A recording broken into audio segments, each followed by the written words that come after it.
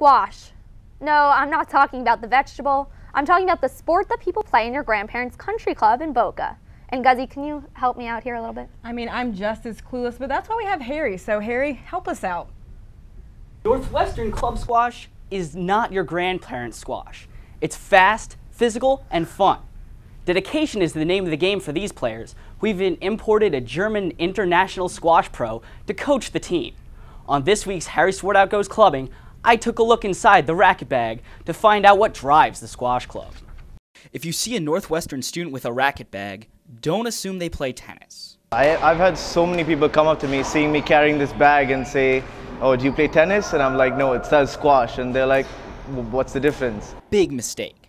For those dedicated to squash, there's a huge difference between squash, tennis, badminton, and even racquetball. Squash is to racquetball as chess is to checkers, because it really is. I mean, you can't compare squash and racquetball. Think of squash as racquetball on hard mode. For one, the ball doesn't bounce. If you drop it from here, it'll probably bounce one close to the ground and die. No bouncing means two things. The first is running. You need to be able to run around for at least about an hour, because all the time you're going to be swinging the racket, constantly moving from left to right, forward and back. The second is swinging hard. You can release all your frustration out on this game, especially like hitting the ball as hard as you can against the wall, take off all your tension, and I mean, if it doesn't kill you, it makes you stronger. With all that pent-up aggression, someone's bound to get hurt, right?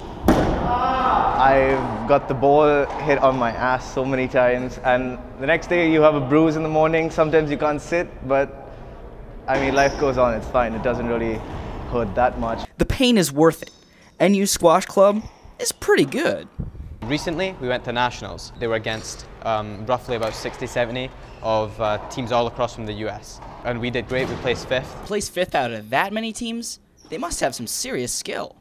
Luckily, you only need 3 things to play squash. Motivation, dedication, and just the love of the game. I think those are the few elements that you just need.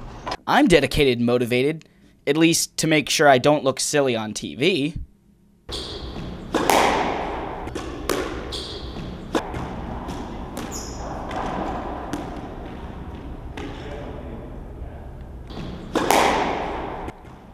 The ball really doesn't bounce, but don't take it from me.